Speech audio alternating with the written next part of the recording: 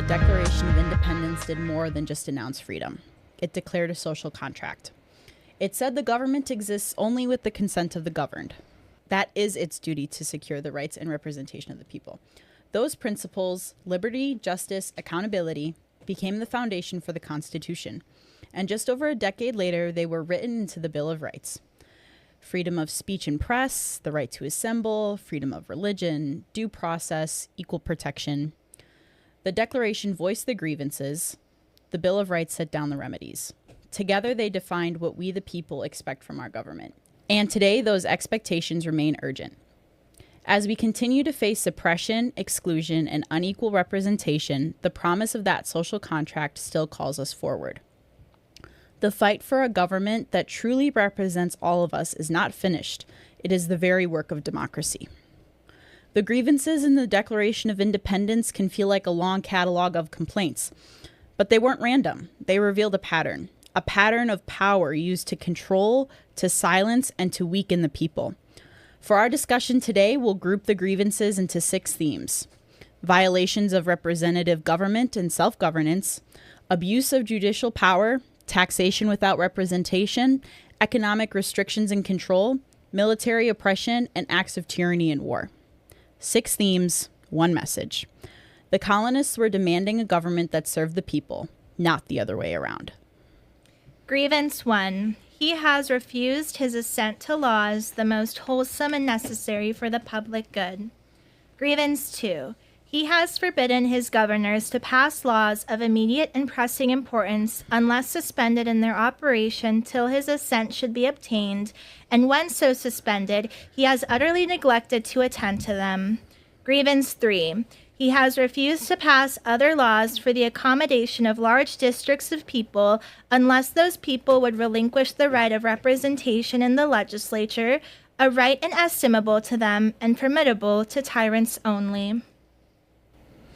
Okay, guys, moving into our discussion for today, our first question. The colonists were frustrated by delays and neglect in passing urgent laws. How do we see similar delays today, and what does that mean for the government's obligation under the social contract? Yeah, I think we see delays all the time today in our legislatures. The one example that comes to mind is when they're trying to pass a budget.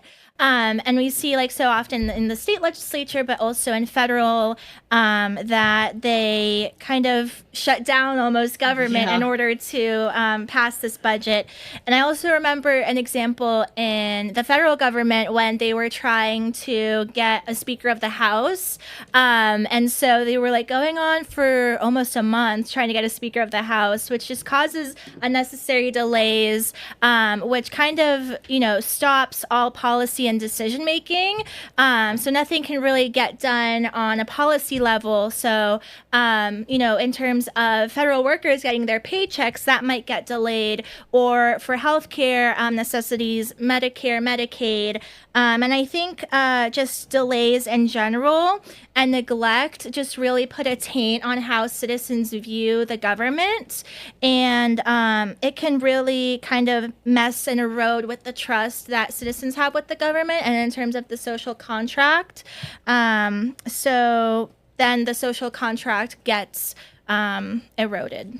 Yeah, I think you bring up a really good point, and more relevant to Arizona, I would say, is we had that special election in Tucson, Congressional District 7, and Adelita still has not been sworn in because there's been delays in government, and that's really frustrating because her vote would be a tiebreaker vote in that space, and it's really frustrating to see those delays happening in real time. Yeah, I think one of the things when I talk to other young people that they tell me all the time, and even myself, like there's the balancing, of course we want democracy, but one of the bad things about democracy is how slow it is. Right. Because we're trying to hear everyone's voices, and there's so many different ways that we're trying to make sure that these laws are equitable for folks. And I think also just the amount of bureaucracy we have, not only in Arizona, but the federal government and all of those different things. But when I talk to other young people, and I feel like this hasn't been much of a conversation lately, but back when a few years ago, talking about the filibuster in the Senate and how that withheld so many different things of passing because we need 60 votes to go through the Senate to get any legislation. But if you look at something like Medicare for All, which, typically is polled at about, 70% or more people in the United States are favorable of healthcare for all.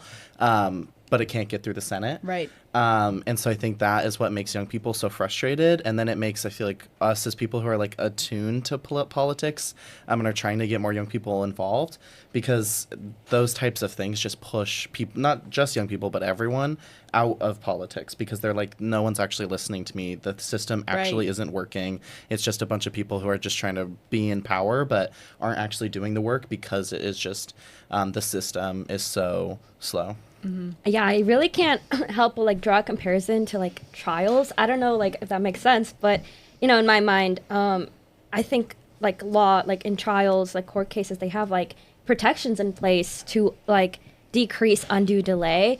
And, that's necessary to protect the jury's time, the defendant's time, like all these attorneys' time. And I think it's so weird to see that, on the scale of our government, we don't necessarily have such protections to like avoid undue delay. Because as you said, like that hurts engagement, that hurts progress. There's so many important, there's so much important progress that could be made with like fighting it. And it's a tricky battle, but it definitely is like, it can be very demotivating to the people, I think. Yeah.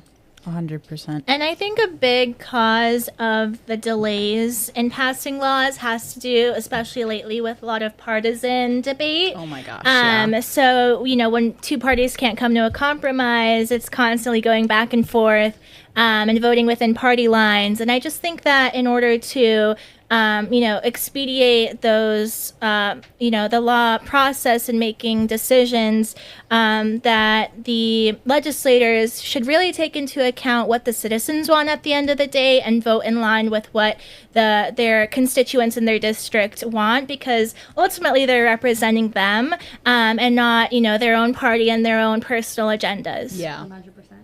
I think even too, when we see every year when the Arizona State Legislature passes the budget, they like take forever and they have private backdoor meetings, and then boom, in the middle of the night they roll it out and they pass it within like 2 hours. So even though that's not necessarily like a delay, but they delay for so long, and like we're working on it, and then all of a sudden you wake up in the morning and most often the legislature's passing the budget in the middle of the night. And so there's these different systems and rules that the legislatures, members of the legislature use to kind of do things maybe not always up in the up and up. So yeah, and I think to build on that too, one thing that comes to mind is more so on the theme of neglect and passing urgent laws, and not even the point of, oh, we're just not going to pass this. It's the fact that they pass it, but then they don't tell anybody. Or the news coverage on it is very limited. And then all of a sudden, 3 weeks later, you're like, wait, when did this get passed? And I think that's an issue we're talking about too, because again, in the legislature, we even see like strike everything bills where it's like, okay, here's this bill, here it is, here it is, here it is. And if you're not staying on top of it, all of a sudden, boom, it's a strike everything. And now you just voted in favor, or you're supporting someone who voted in favor or didn't vote in favor of something that you don't even want to see passed, or you don't want to pass, I think that's something that is also really frustrating and is honestly a form of neglect. Yeah, kind of like with neglect too. I think like delay is also a form of neglect. I think like there's so many urgent laws that people really want to be focused on, and a lot of times because of delays, like they are neglected because, like as you were saying, like there's this partisanship, and partisan bills are like prioritized sometimes over like things that seem like a battle or like a common sense yes thing. Exactly, like when it's like especially for parties, when it's a winning point, like they want to focus on that, and they focus on, and because of that there's so much delay that the things that actually matter to the people are then ignored and neglected, which for is sure. Yeah, that's why I think transparency is such a key value in politics and in government, and oftentimes it can get neglected. But I think it's a key value also in the social contract, is being transparent to the citizens. Yeah, I want to keep that same theme going for our next question. These grievances suggest that withholding action or representation undermines trust between people and government. Do you guys think our current political climate today strengthens or weakens that trust? And what are some of the consequences when the social contract feels broken? I think currently our political climate totally weakens that trust. I think as we've seen, like this kind of weakened trust creates disconnect. It creates divide, not only between parties, but between people. It Definitely. creates protests and like violence. In so many aspects, we see so much of that. There's so much aggression, and whether that be like physical, emotion, like in verbal, like there's so much aggression happening because people feel frustrated. They feel untrustful of the government, and therefore we become untrustful of each other because we feel like we're all fighting a battle with each other and the government. Yeah. Yeah, I mean, when you look at the statistics today, I mean, I'd argue that trust in government is the weakest it's probably ever been. When you look at, you know, the presidency, the executive branch, the Supreme Court, and the legislator, the citizens don't have trust in these institutions, and it's eroding democracy and our belief in democracy. And I think it's also opened the door for a lot of authoritarian sort of values and actions to come through in certain of these institutions. And I think that a lot of people feel, especially young people, that their voices don't matter, that they aren't being heard.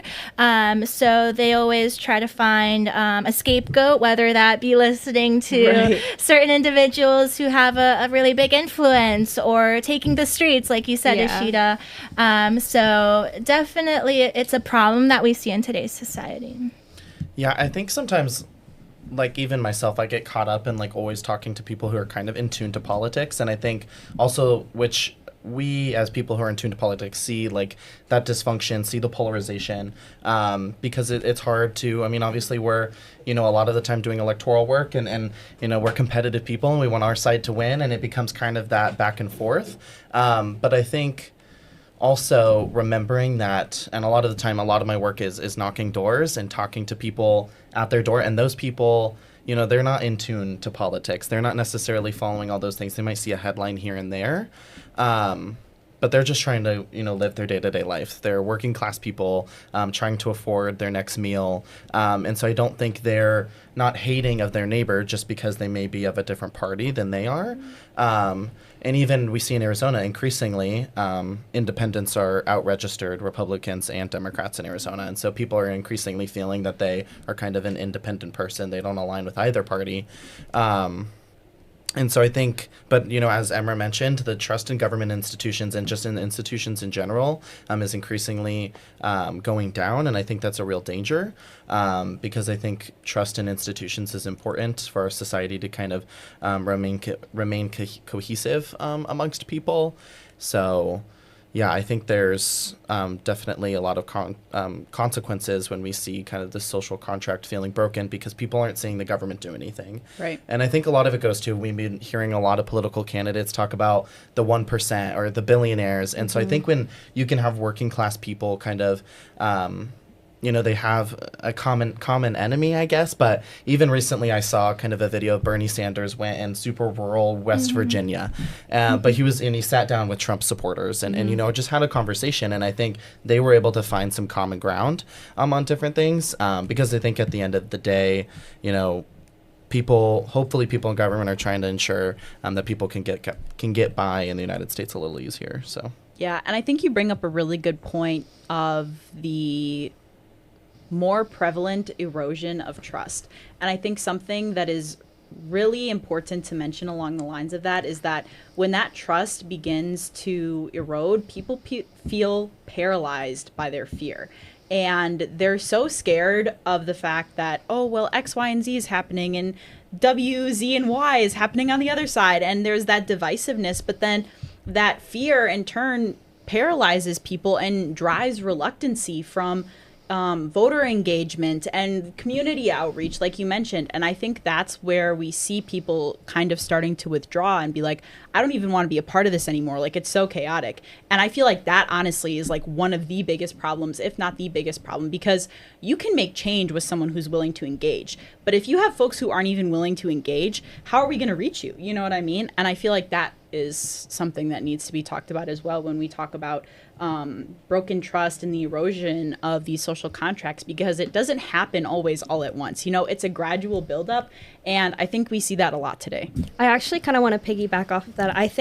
I mean, we've been saying, right, like there's this weekend trust, but I also think weirdly there's a kind of a blind trust happening too. Yeah. Because I think, as you said, the people are so like overwhelmed by the political sphere that they end up being like, well, I don't really care. Like, Right. I'm just going for whatever. And we mentioned this in the last conversation, but kind of like the strike everything bills. Yeah. People will end up voting for somebody over one value. And they're like, well, because they align with me on this one value, I don't even want to look at everything else. Right. And I'm going to go with this. And I'm just going to kind of like vote on this.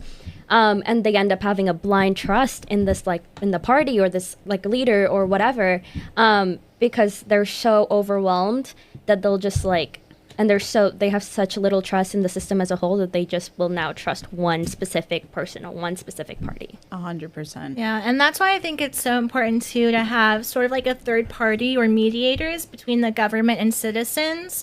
For example, like Mikah, you're an activist, right? Grassroots movements, nonprofit organizations like the League of Women Voters who sort of educate, the working class people and voters and go out in person, right? Door knocking, events, protests, and really talk to individuals to see what their maybe one issue is that they're voting on, or how we can all find common ground as a collective, and not just vote with parties or with one particular candidate. Definitely, yeah. Yeah. Moving on to our next question. If we think about the social contract between people and government, do these grievances suggest that the king had broken it? Do you all see places today where people feel the social contract isn't being honored? I mean, I think the grievances definitely, they're a call out to the king and how is not like he wasn't abiding by their social contract. And I think we totally see it today. I mean, there was the No Kings movement after all. We saw that people quite literally feel a parallel. People feel overlooked, especially minorities. There's a lot of 100%. divide. And it's just, I think we're seeing it now more than ever where people feel like the social contract is not being honored. And it's honestly like both sides, but like there is a strong resentment. And there's just a lot of like frustrations. Yeah. Yeah, and I think that, looking at these grievances, I know we're looking at the first 3 today, but there's 27 of them, right? Yeah. And the Declaration of Independence was written for a reason, and I feel like the colonists felt like they had no choice but to declare independence because they felt so neglected from their government and these institutions that were supposed to protect them and protect their rights. And I think we see a parallel today, like you said, Ashita. And I think of specifically like Native American communities, reservations, who sometimes don't have access to clean water or proper education. And I look past at the last election where we've seen a lot of candidates go out to those communities and try to campaign there, and it almost felt sort of insensitive, like you're trying to get someone's vote just because they're a certain minority, they come from this place, but they've been here for so long, and we just took over, so that's a really big problem. And I also think gerrymandering, right, and different voter rights laws that are being restricting access to voting rights. Specifically here in Arizona, right, we have that documentary proof of citizenship and certain ID laws that can sometimes bar people from voting who otherwise should have the right to vote. So I think that ultimately, if government isn't serving the people, then, it's up to the citizens to declare that something is wrong, like we saw in the Declaration of Independence. 100%. Like when we start losing our democracy, we're slipping into a tyranny. Like that's entirely what it is. Yeah, and I think I'm most reminded when we look at grievance number 1, saying the most wholesome and necessary for the public good, and they were talking about how the king was refusing to pass those laws, and I think back today, most of my work is done around education organizing. Consistently, Arizona's placed at 48th or 50th ranking in education. I would say that is a refusal by the Arizona legislature and many Arizona politicians to ensure that we're passing laws for the most wholesome and necessary for the public good. Or if we look at the Arizona Constitution, in there it says that higher education should be as nearly free as possible. I ask each of you, do you think that higher education is as nearly free as possible? No. Right. And so I think, again, that points back to people just continually seeing these things where they think the government should be coming in, but they're not. And that's where we get that lack of trust. And they see that they're not holding up the end of their social contract. And continually we see fights for Medicaid and Medicare continuously throughout the years. And seniors or people who are living in poverty are continually having to worry about whether the government's going to support them this year or not. And I think also one of the things that we've seen kind of since COVID, it's really bolstered, is the distraction of culture war issues, which, at the bottom line, some of these things are important in upholding human rights and upholding the dignity of other people. But I think a lot of the time our politicians are distracting people with the culture war issues 100%. And are trying to get us to fight amongst each other rather than focus on the substance. And I think people are beginning to kind of hopefully notice that the government is just trying to maybe put these issues up so that they can do a lot of things to support themselves and then not have to actually do the real work of supporting the American people. So.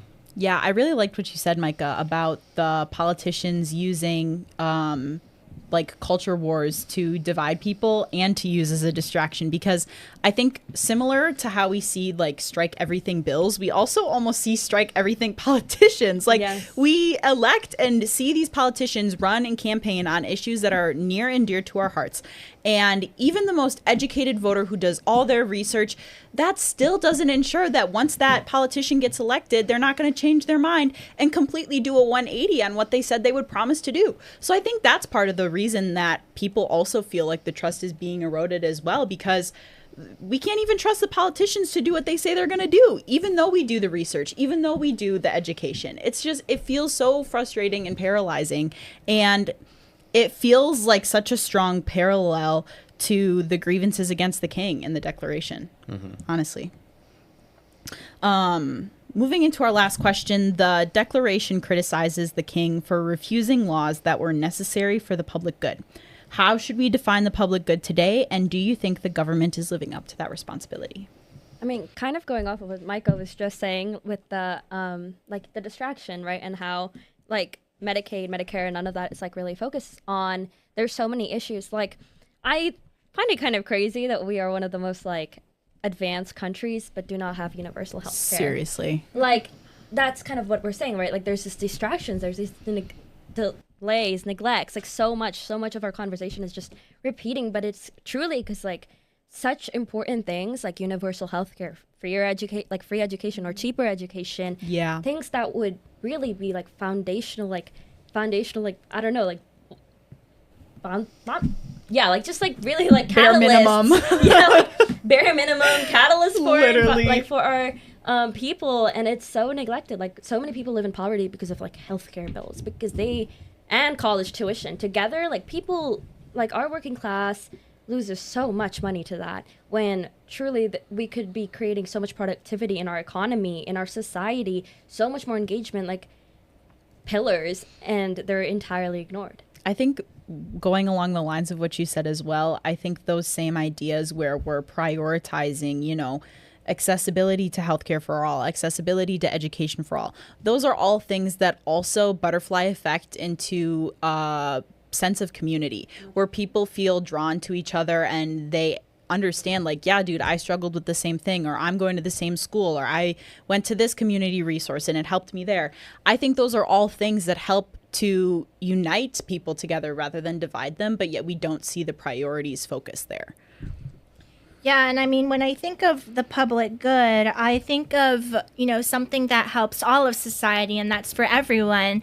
And I don't really think that we see that today, especially with interest groups and lobby groups who oftentimes, urge their reps to, write a bill that is only favoring their group rather than the good of society. I think of, gun rights groups, and we've seen a lot of shootings lately, unfortunately, school shootings, but also assassinations. And I think that both sides should take something up with gun control rights to solve this problem, because ultimately society is the one being hindered. And also I think of debt, like you said, Ishita, interest rates, and talking with young people. Housing is such a big issue issue for my us. goodness, yeah. We cannot afford to buy a house, good even saying. with our college degrees, Yeah. right? Because we are in debt, and our salaries aren't living up to this, standard of living rate that's so high. And I'd argue that housing is a basic human right. And if the government Agreed. cannot fulfill this expectation that the citizens have to just, Have buy a place to live. Right. Because it's like when we lose our housing, when we can't afford that, then Yeah. then the unhoused people are treated so unfairly. Right. So Yeah. it's like, guys, this is a Simple lose-lose solutions. situation. Yeah. Like, no, I agree entirely. I can get over, Micah said, the distractions of the culture wars, and while those are so important, but like that, there are certain things that like affect every single citizen or non-citizen of this country, and that is housing, healthcare, debt, like these basic needs that are totally overlooked. Like I think most of the political conversations I had over the last election did not even talk about any of these things, which is like absolutely appalling if we think about who like that. This is what affects the majority. And like as a political science student, I see politics as a tool to, change people's lives for the better. And I unfortunately think that we've gone so far away, so astray from that purpose of politics. We've seen a lot of unqualified people go into big positions. Yes. I think the FBI director has never been in the FBI before. And Really? it's like the Oh, first time wow. that's ever happened. So a lot of senators were questioning that, how are you qualified for this Yeah. job? Or even, Robert Kennedy, he, Oh boy. Let me take a deep breath. with the health services, he does not acknowledge these things that are happening and affecting people's lives. Vaccinations are something that I'm really strongly passionate Yeah, about, that sure. protect our children, protect our schools. And it's now painted as something bad. And if you believe in something that's supposed to help, society as a whole, then you shouldn't be, painted bad for that. Yeah, I think what I think of too is there was a quote, and I don't know who said it, but something like society is only as strong as its weakest member. And so if we think of the United States as, the wealthiest country in the world, but we have people living on the streets, we have tens of thousands of people who die each year because of no insurance or lack of insurance. And we see all of these different things where a lot of other countries, wealthiest nations in the world, are providing, healthcare for all of their citizens. They're doing all of these things that are promoting the weakest members of their society, because when we lift up the bottom, we lift up the top as well. And I think even we see it when, we talk about on the federal level, or presidents or political pundits talk about how the stock market's doing great, or the NASDAQ is up, or this president, did all of these things for the stock market. But no matter if the stock market's up or down, there's people who are living paycheck to paycheck. That isn't what is, telling the economy is good, is whether major corporations in the United States are doing great or not. And like Emra alluded to, income inequality is ever increasing and skyrocketing. And I just think back to, even in the Peoria Unified School District where I grew up, in one school district, the northern schools are flourishing, because that's a wealthier area. Those families are able to devote time to those schools. They're donating money, which is amazing. But we also have students in schools and families who can't do that. And so even in schools that are maybe 10 miles apart, we see drastic differences on what kind of education these students are getting. And so I think, a lot is wrong in the United States. There's a lot we can do to improve.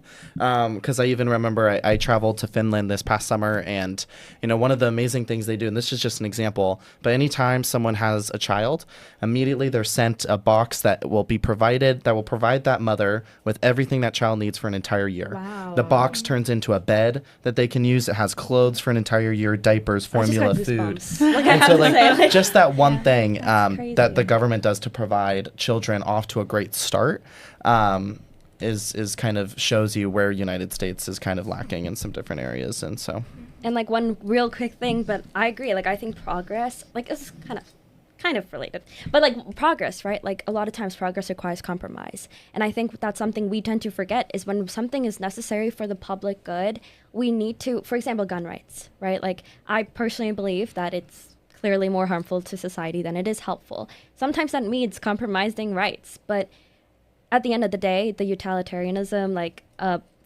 viewpoint is that at the end of the day, you do what benefits the most people. And I think we tend to forget that. I think we tend to worry about what we're losing rather than what we're gaining. Yeah. And I think you bring up a really good point too, because coming from more of like a legal background, most of the time contracts are negotiated, right? And negotiation usually involves compromise. And so I think that's a really good point that you bring up. But again, we want to remember like the point of the compromise is to serve the largest public good. Exactly. And I don't see that. And that's why I think so many people are frustrated, because the contracts that are being negotiated and the terms and conditions are things that pretty much none of us are wanting to agree to, and it's serving a very small group of people versus the larger public good. Okay, I think we'll head into our conclusion then. As we've seen today, the grievances listed in the Declaration of Independence weren't just a random list of complaints. They reflected deeper concerns about representation, justice, immigration, and the abuse of power. Thank you for joining us for episode 2 of our Social Contracts podcast, Refusing the People's Vote, Then and Now, brought to you by the League of Women Voters of Arizona. We hope today's discussion gave you new insights into the Declaration and the way its principles still echo in our civic life. Be sure to tune in into our next episode as we'll continue to explore the 27 grievances, focusing on what they teach us about our social contract and how we can view them through a modern lens.